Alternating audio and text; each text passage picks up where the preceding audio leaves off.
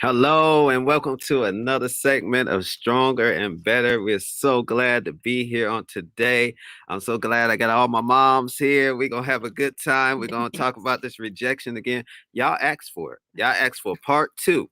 So they are here to give us part two on rejection, and so glad that we're able to do this. So please, as you come in, please let us know you're here. Say hello to us, and we're just going to wait a few seconds. I see people are coming in now and they're joining us, and we have more people who are added in. Please say good morning. Good morning, Kashara. What's going on? How are you? Good morning. So, hopefully, everything is going well with everybody. This is a wonderful week. Up here in Connecticut, we're having a lot of snow this week, but it's okay.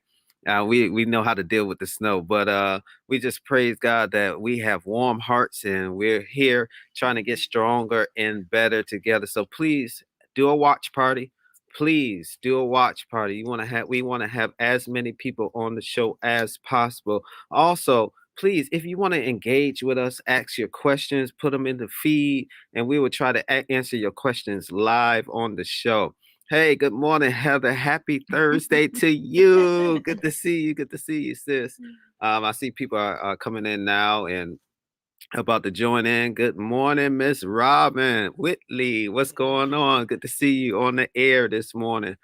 So I'm gonna go ahead and get started because last time we ran out of time.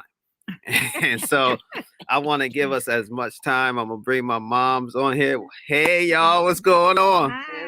Good morning. Good morning. So what I'm gonna do, I'm gonna turn my mic off and turn theirs on.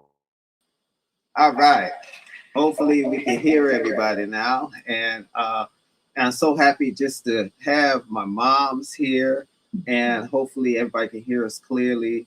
But I wanted to start this show off by kind of talking about uh, I had a conversation with somebody, and they were telling me that um, rejection for them started at a young age, and it started at a young age with them because um, their parents. Well, we were talking about how parents sometimes do not teach children how to deal with rejection. So a lot of time, parents will kind of soothe the child, overprotect them, and almost never allow them to go through rejection. So by the time they get to adulthood, we're dealing with rejection. They can't handle it. Right. They fall into a situation where if whatever comes up against them, they get fragile. They don't know how to seek after help. Right. And I just want to start the conversation off with, dealing with children and rejection. And what they said to me was interesting. They said that God's protection is found within rejection. And they said that because it allowed, we have to go through things to make us strong.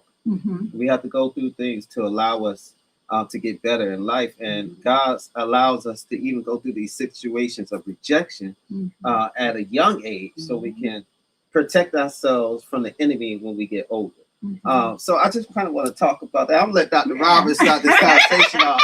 She was trying to get a word in last week, so we're going to go ahead and let her start the conversation. But go ahead, Dr. Roberts. Yes, children do feel rejected at a young age, and at times they don't show it because they show it and try to show it, but the parents don't listen, and they don't actually notice the child.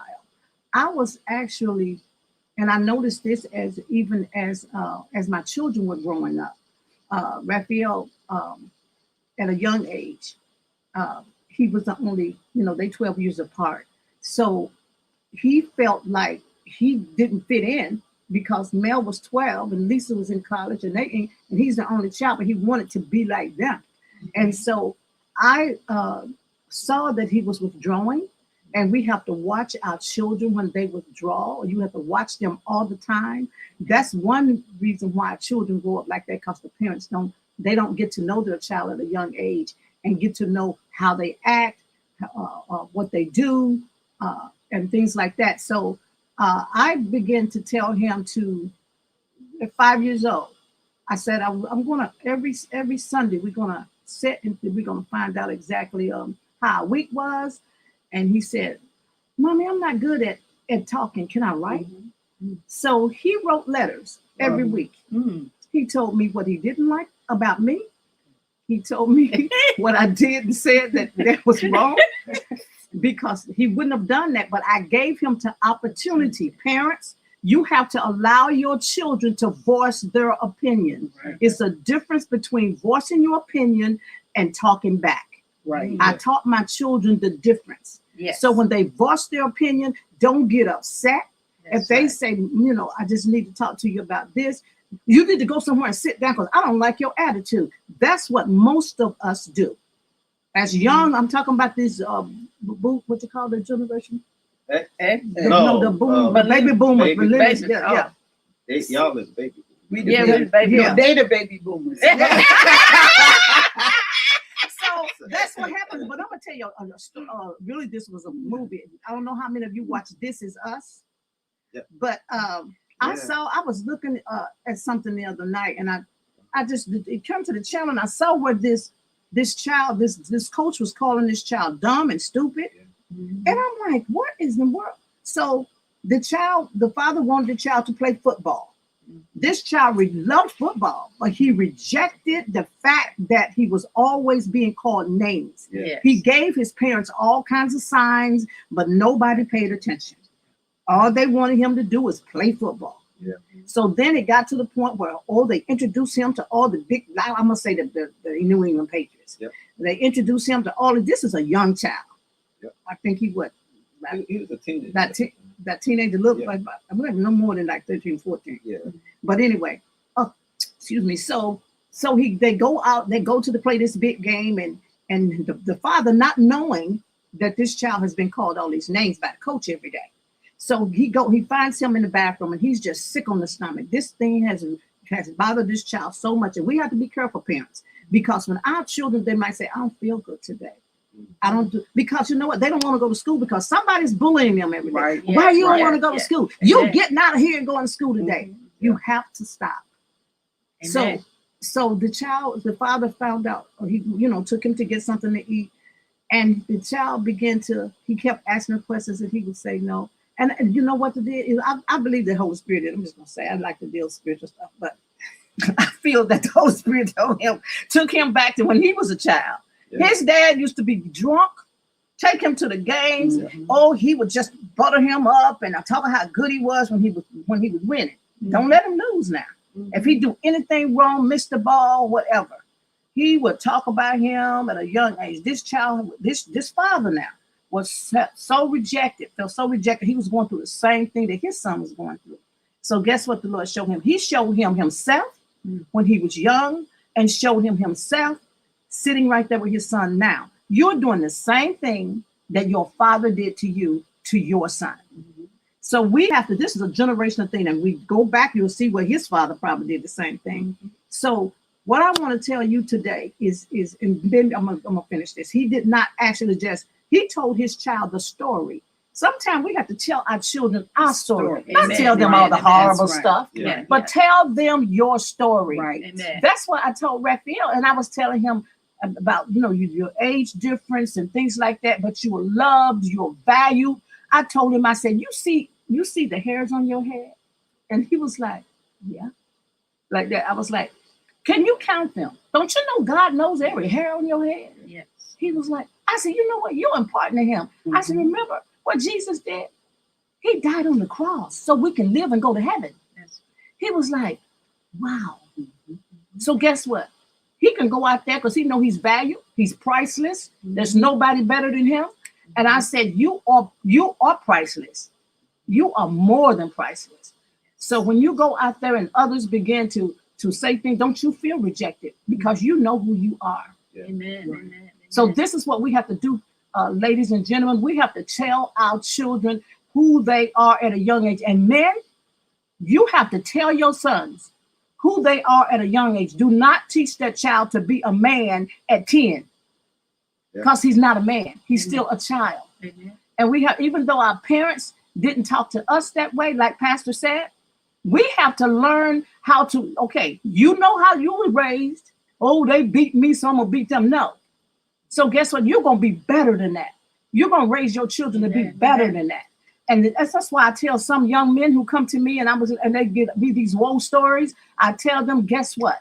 You got football players, you got doctors, you got lawyers, you got president of the United States, you got whatever out there. They have been beaten, they have been misused as children, but as they got older and they learned better, they wanted to be healed. They did not want to be like that other person. Amen. So we have to make sure that when I'm talking too much, but that's okay. I just want you to get this because most of you know, most of you know, as a counselor, I am a stickler when it comes to children.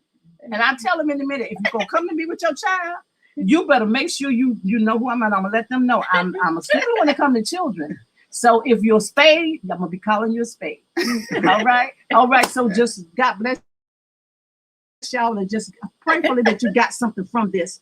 And what you think, what you're doing wrong, go search yourself. Ask the Lord, what can I do better? But most of all, let your children voice their opinion and stop thinking they're talking back all the time. Because they just want to voice their opinion. And I know you know the difference if you know your child. Now I tell my son now, and he's 48, I think 48, and I tell him, look, you are talking back, son. No, I'm not. I'm just voicing my opinion. No, you're not. You're talking back, and it's unacceptable. So that's what we have to get to with our children. So we're going to go on to something else. Can I piggyback off of that? Yes, we want to talk about that. Yeah. It's, you know, and it's true that we have to really listen to our children. You made me think about, you know, many of you know I have 3 sons. Right. And, you know, they thought I was a horrible mother. You know, I tell them that. No, they didn't. But I was kind of tough because I realized that they were going to go out in society.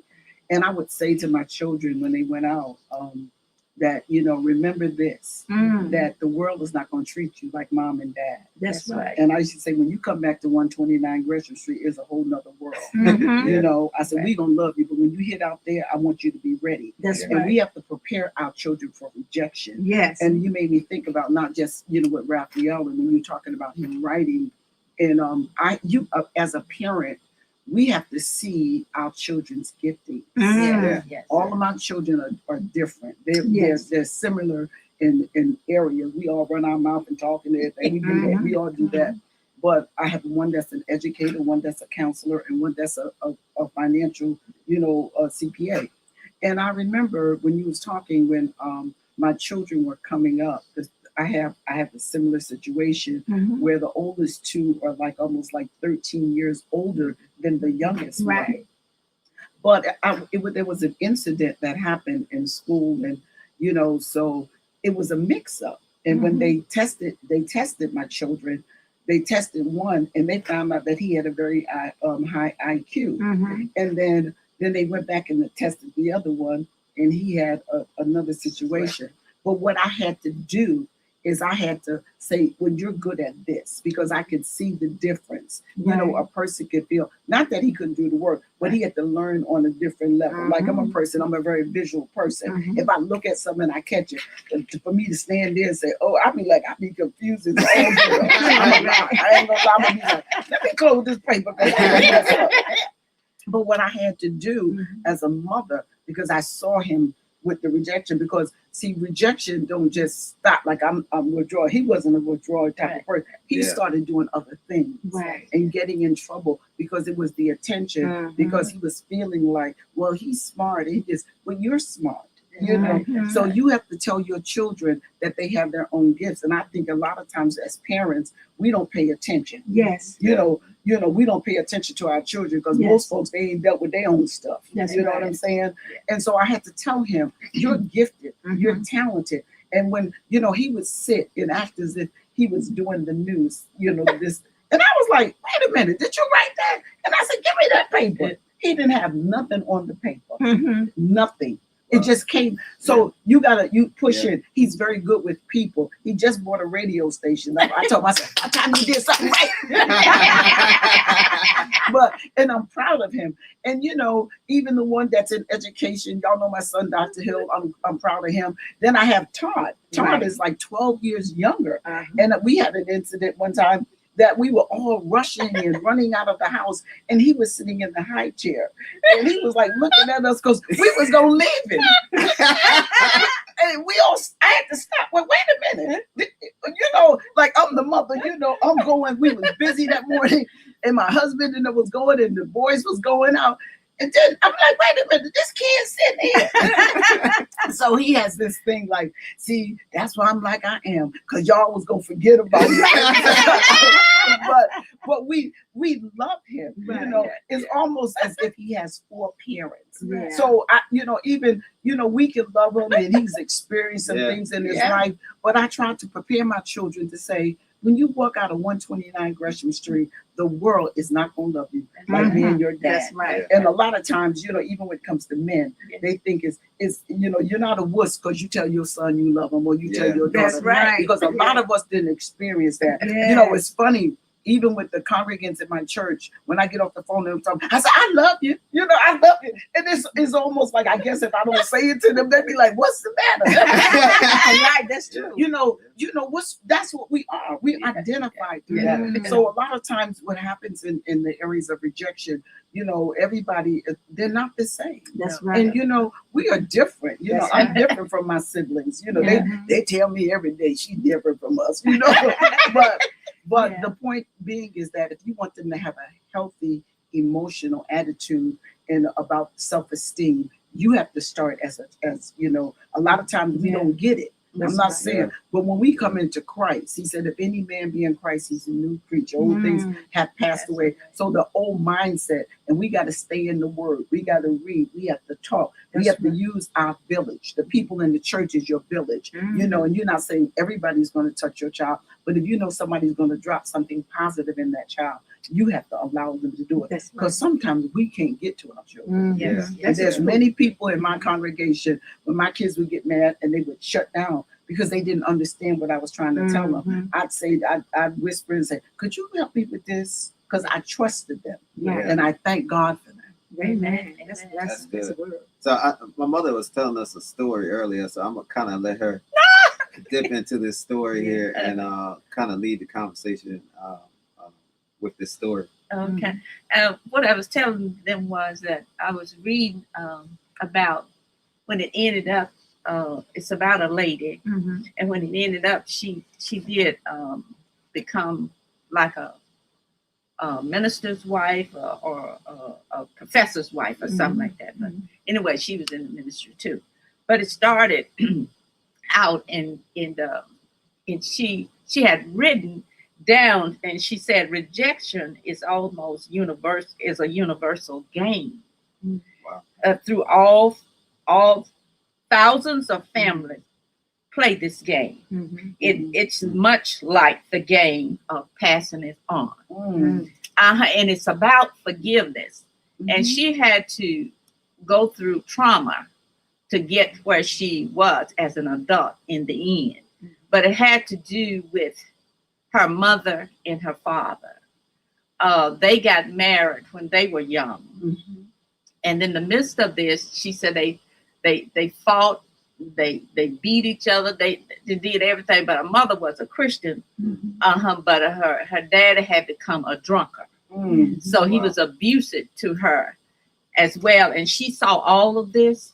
And so she started wondering, was she loved because of the way he was treating her mom? And so then it kept on and it kept on. So finally it ended up in divorce. So they got a divorce. She was age 12. And at age 12, she said it just started to really sink in on her. She thought that she was the cause of them separating and all of this. And so rejection, she had a rejection syndrome, she calls it. And she said, and as the years went on, so she still was carrying all of this with her about her mom and her dad, because she really loved her dad. She missed her dad. And then, she would see him and all of this. And then her mom, when she got an adult, and her mom entered into what people thought that she was psycho. She was crazy. Wow. And she ended up, she had to commit her mom to an institution. Mm-hmm. And she said that just nearly destroyed her. She said, because she got angry because of the fact that she finally made it to an adult. Mm-hmm. Now she's angry because now she thought she's going to have to stop and see after her mom. You know, she was angry with her mom. She was mad, and she thought that she was being violated because of the fact that she went through all this with her mother and father. Now she got to come up and take care of her. She was ashamed that her mother was in an institution. Right. Yeah. And so all of this. So finally, at the end, she went to a program, or either her husband had spoken to her about forgiveness.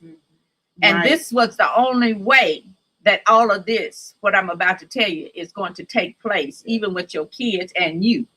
It has to do with forgiveness. So anyway, as she went on, she in the institution, she would go and see her mother maybe once every 2 to 3 weeks. Her mother wasn't getting any better. And so she kept reading, and she got to the scripture where it said, if you don't forgive those who have offended you, then God can't forgive you. Yeah. And she said that stuck with her. Yes. And so she said she made up her mind that she was going to visit her mother more. And when she started visiting her mother more, her mother eventually, it wasn't long before she got well. She started talking, she started laughing, she started eating, and she started doing joking and a whole lot of things. And by her being a Christian, all of that came back to her mother. And then she said, oh my God, and she apologized to her mother, and she accepted all of, you know, what her daughter had said. And then with all of that, she talked about how this all happened. Remember, I said that this rejection passes from one to another. Yes. Right. And so she started realizing this when she started talking to her mother over and over after her mother got better. Her mother told her that she was a twin. And when she was born, her twin sister died. And so her mother felt rejected. She felt like she was the cause of her sister not dying, or why did she not die and her sister live? So her mother carried that with her all through life. And so the two of them learned how to forgive. And she was able to teach her mom how to forgive, and all of that. And then she said her mother, not only did her mother go through that of losing her sister, she said 2 months later, her mother's mother died. And she said after that, I think it was a year, by the time her mother got to be 11, her father died. Wow. So what I'm saying is the trauma was continuing on. And she said how amazing it was for her mother to lose her father at 11. And that's when her daddy walked out on she and her mother. Right. So the trend is like, you know, sometimes we hear this about girls, you know, if their mother get pregnant out of wedlock, it's like the curse of the family. One of your daughters end up, you know, getting pregnant out of wedlock. So she said that she made up her mind it has to stop. Right there with her. And so then, you know, with her children and all that, after she had gotten all that straight with her mom and stuff like that, then the problem came with her dad showed back up. Her dad showed back up, still drinking and all of that. And she said he owned a liquor store and a restaurant together. And she said by the time she was pregnant with her first child, she had told the Lord that she wanted her dad saved and back in the church, you know, and stuff like that. So she told the Lord, she said, now, if my dad don't get back in the church, I would just give up on my baby. My baby would die. And come to tell you, you have to be careful what you say. That's right. And her daddy didn't come back at that time. And her baby that was born and lived, I think it was 2 hours or so, and her baby died. Wow. A trauma again, rejection, and she felt like God had rejected her in a way. And then, but like I say, the story, we wonder how God prepares things for us in segments to make it everything all right.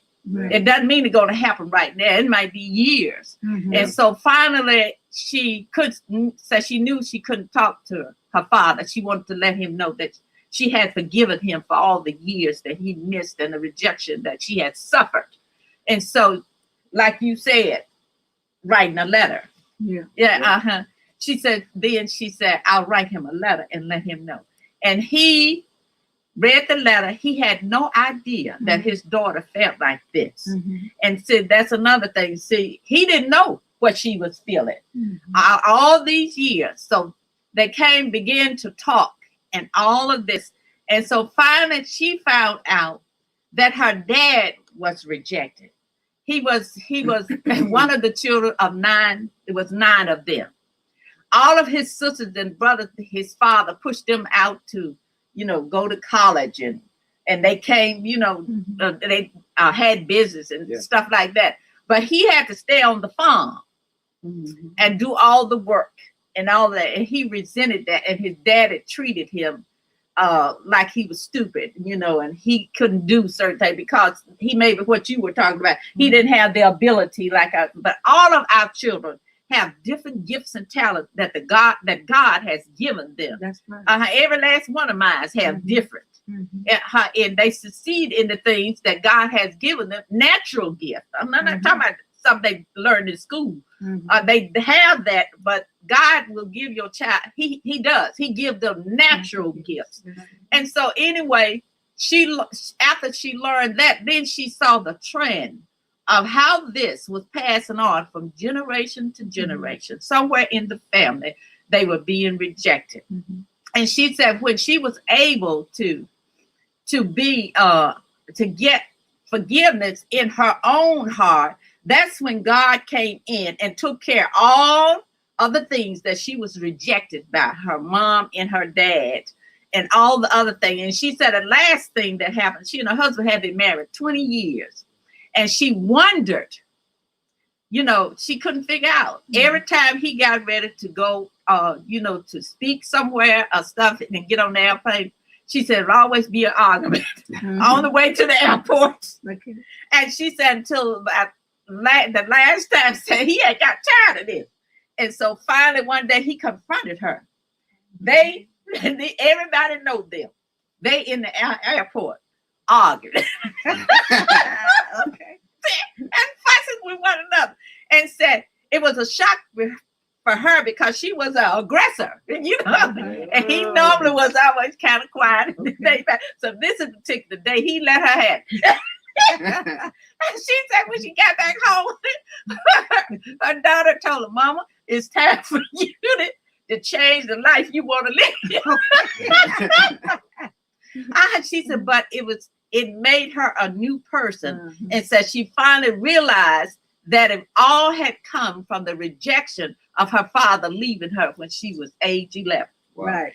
But it comes to, she said, when it all ended up, we got to know how to forgive and get back to where God wants us to be. Amen. Yes. You made me think about when I was listening to you. It's like it goes back to what Dr. Roberts was talking about. Someone said to me, they just wrote that down when she said, we got to get to the root. And then, like you say, unforgiveness, stems from rejection. Right. Not only that, but you talked about the mom having a mental breakdown, mental illness, and a lot of times you'll just say to yourself, I know I ain't crazy, but I'm sure acting crazy.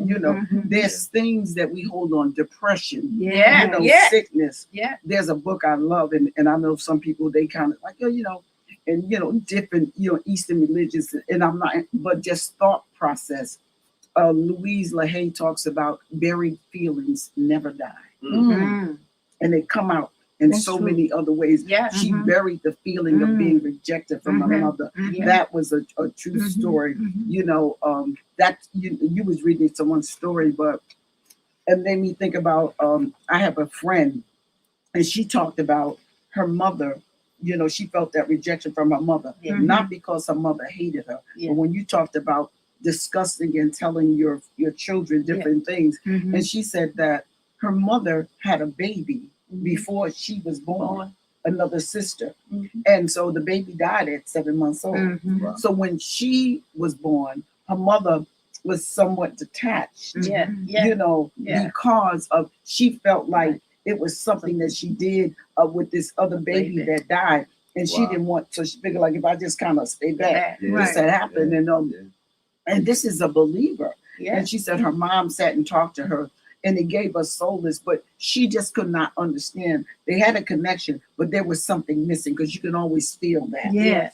And so what you're saying about this twin dying, and a lot of times we don't realize what we portray to our children, not only our children but our spouses, with the dad being an alcoholic and things like that. And who was it? Was it Bruce Springsteen?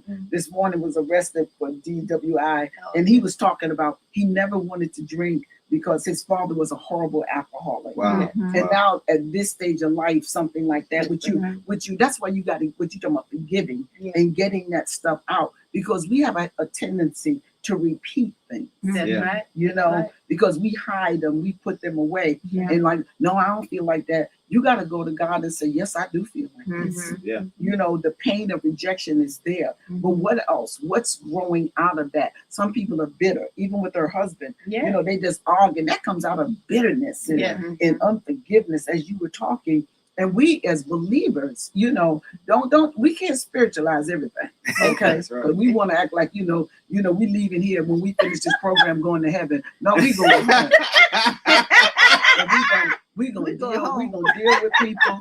And, That's right. And things like you're gonna put that forward. Right. And it's not just only with your siblings or your husband or your children. Right. It's other people. That's right. That's Like right. sometimes I try to stand on the scripture when it says, like, as much as it lies within you, follow peace with all men. I was in a meeting yesterday, and I work at the school, and I was on a Zoom meeting, and this person, they what they do, they lie. Some people just lie, and I realized that that's because you want to be accepted. Right. Okay, if you say we need to do this and we need to do that, I'm gonna do it. I know good well she ain't gonna do nothing she says she gonna do.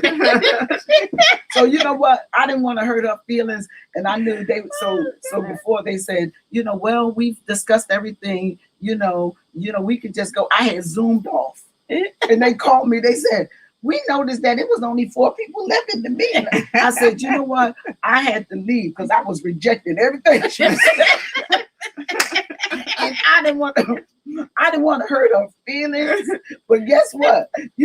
I had to get off. So, because, different things, because I got to deal. That's like, no, and you have to know to thine own heart be true, and I was being true to myself because I didn't really want to just do that. But I just, let me get off this thing, because I'm going to follow peace with all men, because holiness without no man shall see the Lord. And the way I look at this season, he about to show up, and I don't want to miss it. Wait a minute. And you have to always remember too, like the blame game. The blame game, when it started. Right. With Adam and Eve. Right. Blaming somebody else. See, the devil got kicked out of Right. out of heaven, so he came down and said, I fix the Lord. I go down here and talk to Eve. Right. And it's right. It's you're so right. There's different things, that happen to us. And some, like Reverend Robert said on the last segment, she said, see, Pastor Hill delivered. I said, no, I ain't. No, I ain't. I'm speaking it, but I can speak it, but I got to do it. He's working on it. So let's be real now. You can speak anything, but if you don't do nothing, ain't nothing gonna happen. So Hallelujah. And I understand. You scared by the, he working on me because he told me the work he started in me, he gonna complete it to the day of Jesus Christ. So guess what? I don't know how far he got, but I'm gonna let him work on me. All right, so there's a question, right? It says, what do you do when your spouse rejects you? You've been living right and doing everything you're supposed to do, but they're refusing to change to make you as the couple work. Go ahead, Reverend Roberts. You got that one. One more season. They ain't got nothing to do with no season. No, because we're not gonna say nothing because they said, because see, I can answer that one, but I ain't gonna do that because they said somebody said on the screen the last time Reverend Roberts couldn't get a word in edgewise. We gonna let Reverend. Some of these Reverend Roberts didn't much. Okay, go ahead. Because he don't like her. Right. What's the question again? The question is, what do you Reverend do? Roberts know that one. Right. What do you do when your spouse rejects you? You've been living right and doing everything you're supposed to do, but they're refusing to change to make the relationship work. Oh, okay. Is that her opinion? This is actually a guy. Oh, okay. Sometimes it has to do with you. You know, the person that's asking the question. Make sure that you have done what is right, and then sometimes, He said that. like we were talking, have they had a conversation? Yeah, well, he said that. He said, what do you do when? But have they had a conversation about this? It says, what do you do when your spouse rejects you? You've been living right. He said that he's been living right and doing everything he's supposed to do, but the wife is refusing to change.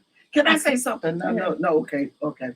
What I hear from him is that, not that he's not living right, he's doing what he can do for now. But sometimes we got to go back and look. Let's be real. What did I do prior to living right? And you understand what I'm saying? Yeah, that's what I said.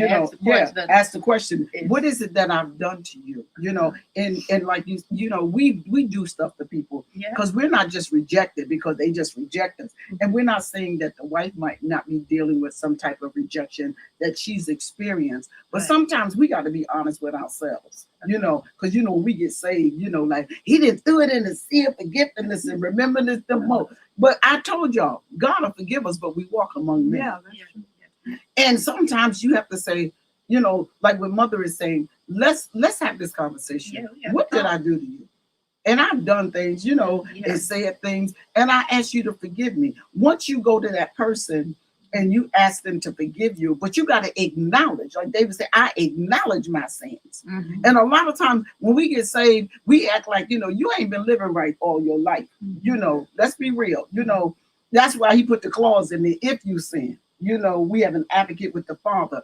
And sometimes I think when we, like I said, when you get saved, and you try to do right, but go back and say, maybe it's something that this person has in their heart against me.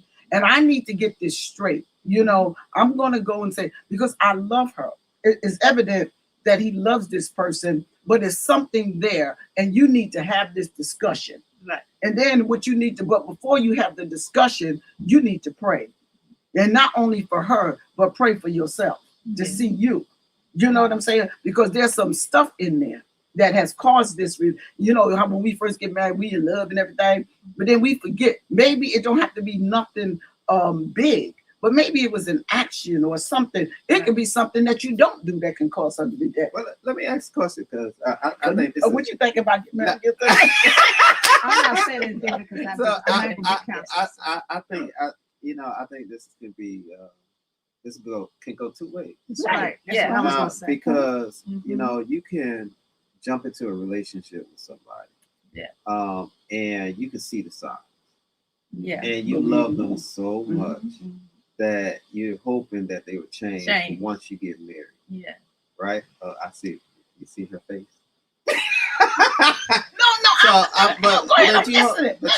No. That's a strong word. When you said really, but I think a lot of people are like that.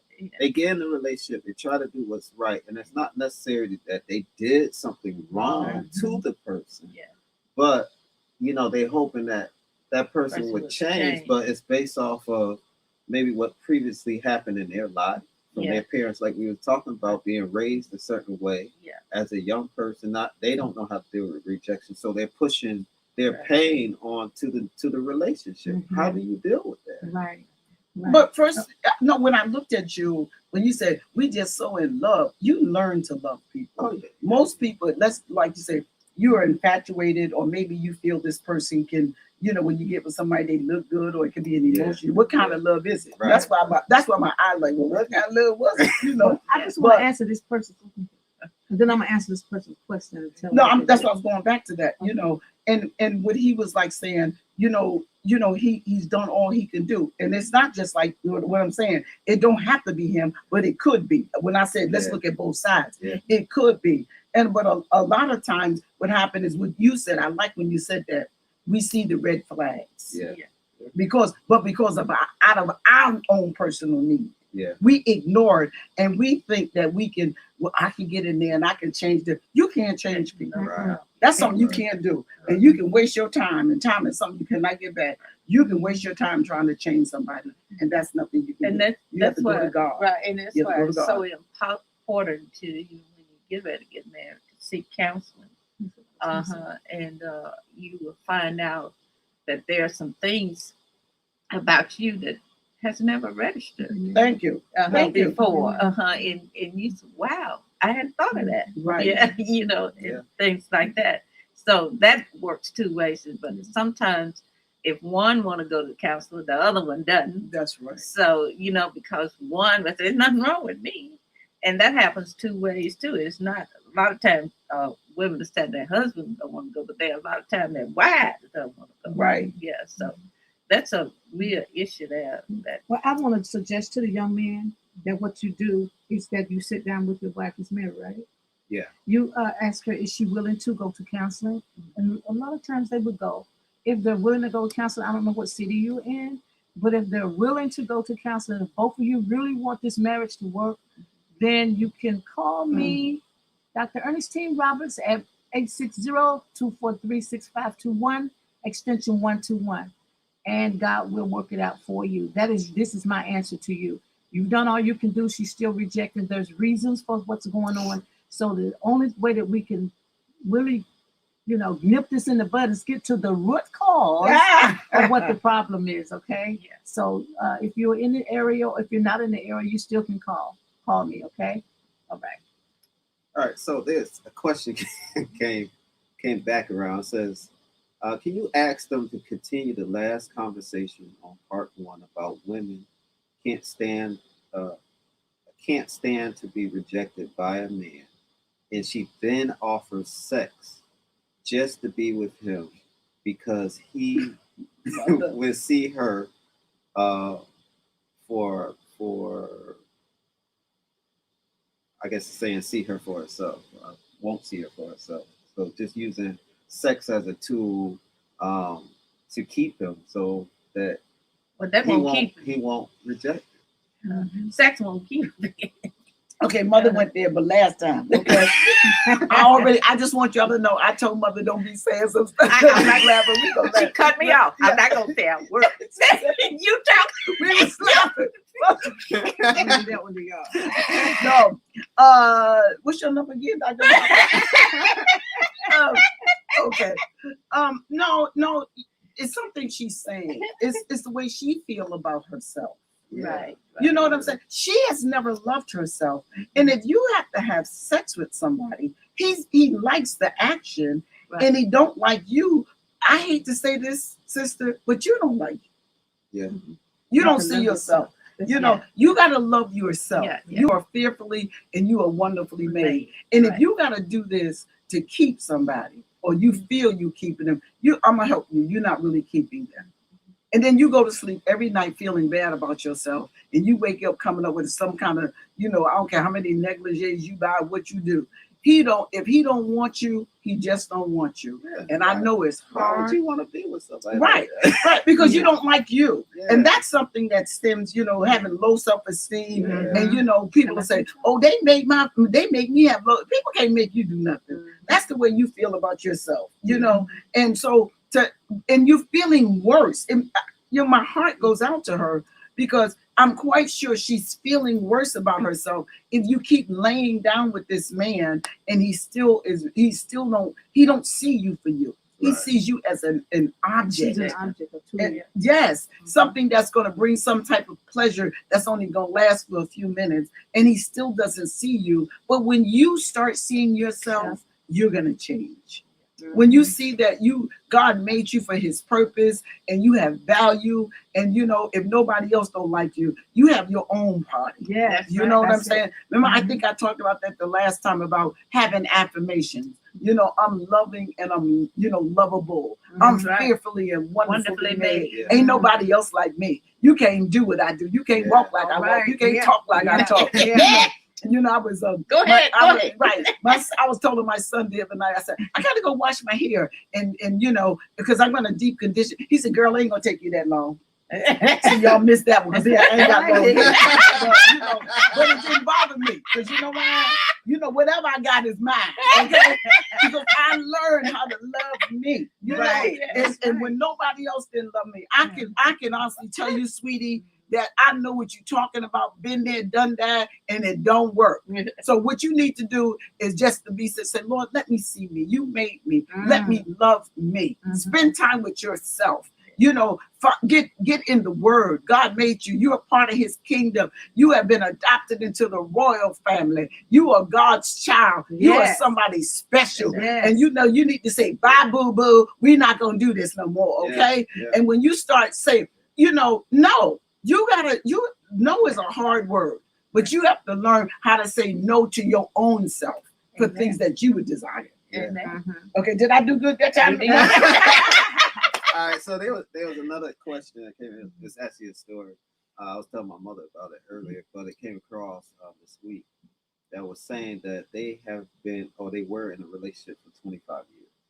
The gentleman never married her, and so she got fed up, and they have kids together, they have a whole family, a lifestyle together, and really were living as a married couple. But she got fed up. And so now, of course, now that she's moved on with her life, he's really trying to come back into the picture. He's sorry. He wants to make things work, and she feels like it's time for her to move on.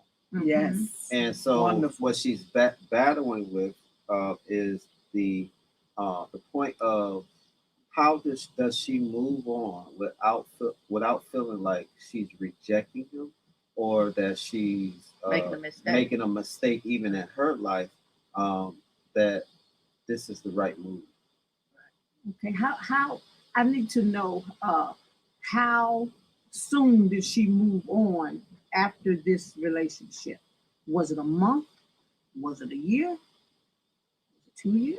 It's 25 years.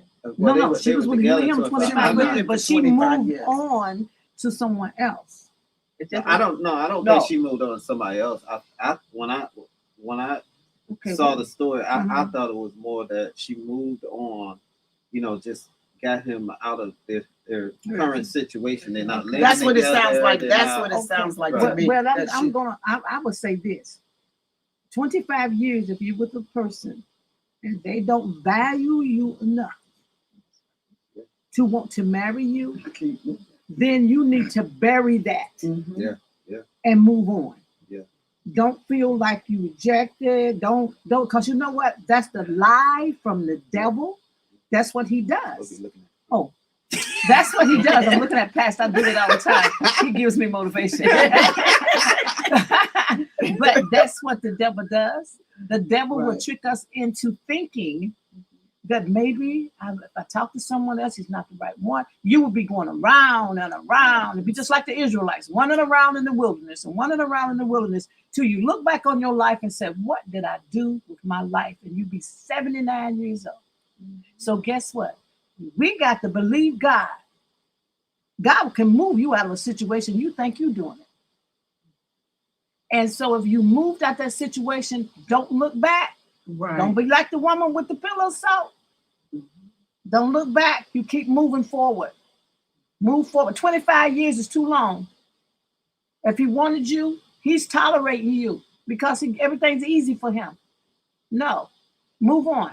God's going to give you a great husband who's going to value you, treat you like a lady, Right. and you're going to continue to love yourself and don't let the devil crush you into giving you low self-esteem. If I wish I could have, should have. And stop talking to your friends. Do not talk to your friends about it because they're going to tell you their story. Mm-hmm. And their story is not what God wants you to do. Right. Okay. Right. So Right. my mother's here. Yeah. I'm No, going you to just tell you something else. no, you just made me. I think like when I listen to you, the wisdom that you have, and it makes me think about. I listened to this woman for 25 years being in a relationship. He never married her. Now, when Pastor was saying he wants to come back and say he want to make it work, did he come back and say I want to get married? Okay. Did he come back? What is he coming back with? Do he have more? The convenience. You were a convenience to him. But only thing I kept thinking in my mind is that when she said she was moving on and she has moved on, and I applaud you, my sister. Because time is something you cannot get back. Time. You put 25 years in, you can't go back and get that time. Move on to the new. And it's like when God uses closed doors. Some doors he don't open for us because he has things better for us. And we stay because of our rejection, or, even when she said, I don't want him to feel, that I'm rejecting him. You don't care how he feels. That's not your problem. That's his problem. Because you felt for 25 years that you would be rejected and you stayed there. It's a brand new day. You have a new mind and you have a new attitude. And I applaud you for doing that because God has some great things in store. There's things that you missed out on. And I pray that everything the enemy stole from you, that you get it back. Amen. Amen. That's it. How's the relationship with the kids? Well, I think that was going to be my next question in terms of how do you balance that her leaving or letting him go and the kids being involved. Yeah, I think that's an interesting topic because I think too. I've talked to several people that talked about even this new age of relationship where people feel they don't have to get married. They move in with each other. They live as a married couple. It's better that way. It's less confusing. So if something happened, I'm out, you out. but you have, I see people buying houses together. I see them having kids together. How do you separate that? So like in this situation, they have kids. Okay. Well, the children, I was wondering if the children after 25 years, they should be up. If you was in a house with somebody for 25 years, if he was in the house with them, and let's say, we don't know how old the children are, but he should have built a relationship with them. That's what my thing is that if are the children up and, and they built a relationship with their dad, you can be cordial because you're always going to have those children, but then you don't have to stay there for that. Yeah. So they just texted me. So they're on the program, but they are young kids. Children can be They young. are, and older kids. Yeah. It's 4 kids. And see, like we were talking before, you have to have a real relationship with your kids to also see where they are when it comes to stuff like this. Talk about it. Yeah, you there has to be some talking. If not, then the kids are going to go. You never know what they're feeling. You go in that rejection mode again. Yeah. Is that like the story you talked about with the young lady? And see, even I'm sure children love their mom and their dad, and it's hard for them. Well, it's like what Pastor Leroy is saying. We're living in a time now. We're not saying this right because God said marriage is honorable and the bed is undefiled. We stand from a Christian perspective.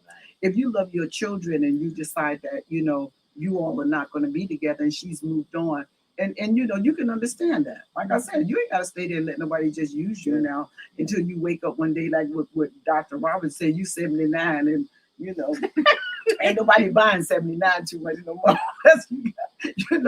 What I'm saying is this, is that, y'all have to sit down. And I love what she talked about from the beginning, the conversations and the communications. You have to bring this family together, like bring the children together, and say, listen, mom loves you. Dad loves you. You know what I'm saying? Yeah. And it's like, listen, let me be real. I have, 2 children. Before I got married to my husband, and we understand that. That was then and this is now. And I taught my children, that's your dad. I don't care what the relationship is, between he and I, and we're cordial to one another. We're friends. Right. I don't want to be with you, and you don't want to be with me. So let's be real. You know what I'm saying? Right. But I still like you. I'm gonna pray for you, and you gonna pray for me. And listen, we got this kid here, and we got grandkids. Right. That's something we gonna share. But baby, we gonna have 2 different addresses, okay? Yeah. And we got them. Yeah. But we not. I ain't gotta be me. I don't hate you like that. Right. Because guess what? Some of the stuff. Let's be real. But it gotta be some separation. You can't spend the night anymore. Right. You ain't. No. We ain't going. That's the kids. Don't use the kids. Right. Don't use the kids. Confuses kids. Right. Yeah. What confuses children? No. Y'all, let me finish. I'm not talking about no spending no night. I'm talking about. No, we're not gonna do that. No, you don't pay this mortgage. No. Somebody else pay the mortgage. Okay. Let's be. See, we don't want to be real. Let's be. I understand what you're saying about the kids, but when I'm looking at this woman, and I applaud her because she got her mind right. Right. Yeah. She just stay in the situation, and we got to talk about with the kids. Like so when even you have now where your children will stay with their dad. A couple of nights and stuff, and they be with their mother. Then there's times that when birthdays, y'all can do stuff together. Right. We adults now. Yeah. Because we was adults when we got in this situation. Right. So we have to be adults about these are children. They had nothing to do with it. And you have to tell your kids, look, listen, mommy and daddy, we love you. We just not gonna be together.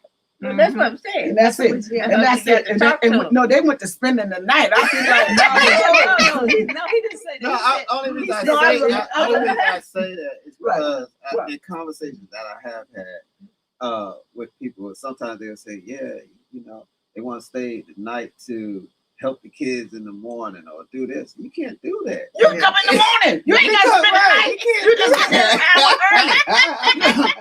What's wrong with y'all? See that?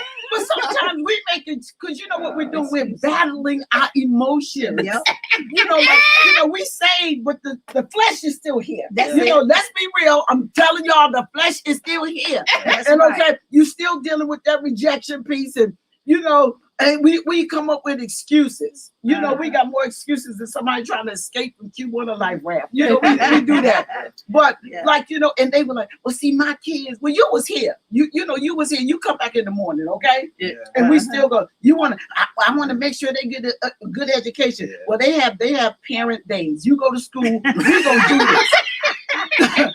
We go parent teachers conference. Right. We're going to the conference. And if they doing something wrong, they got your email, your phone number. Right. We're gonna do this. And you gonna see that report card. We're gonna do all of this. Right. But you ain't gotta spend the night to do this. No.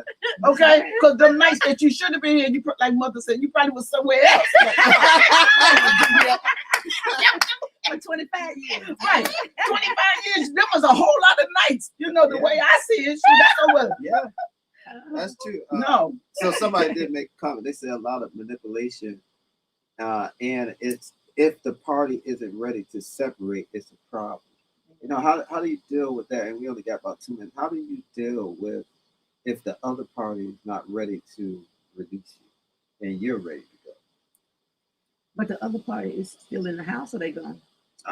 It's just a comment, so I'm assuming they're gone. If the other party, if the other party is not ready to release you and they're not married to you or anything, are they married? That's what I don't understand.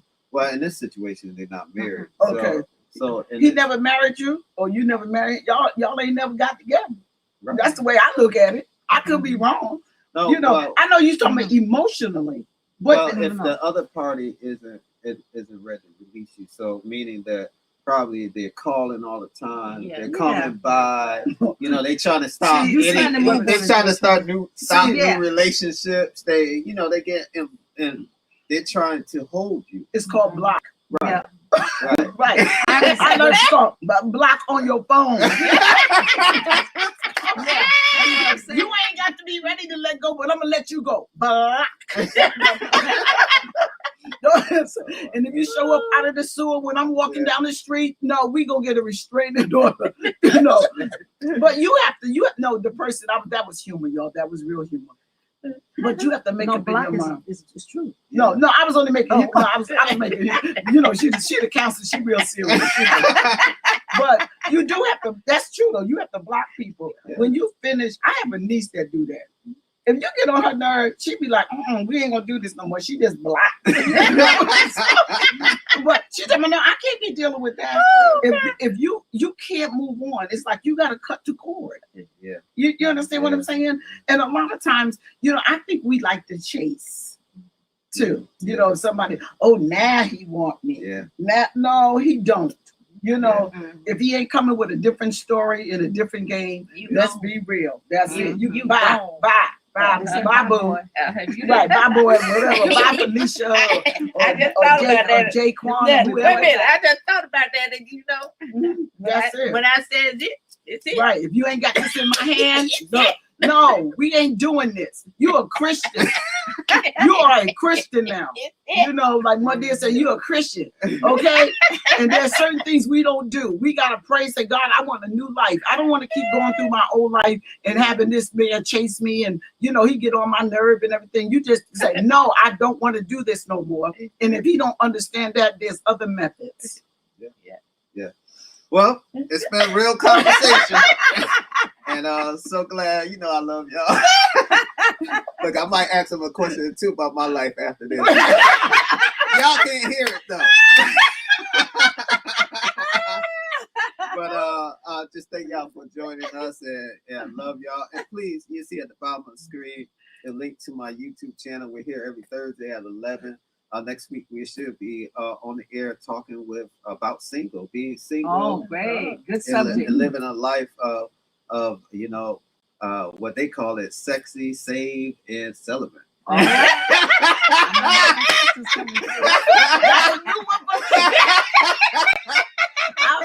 I know I can't be. I ain't sexy. I'm saved. But I thank you. I thank you very much. This is always great. But please make sure you subscribe to the YouTube channel and check us out as the weeks to come. And even go back to the old episodes. We're dealing with a lot of topics from dealing with grief to relationships to finances and a lot of good information. So please continue to follow us and share us and make sure that you're always living a life that's stronger and better. Amen. So we love you and we'll talk to you next week. Bye. Bye.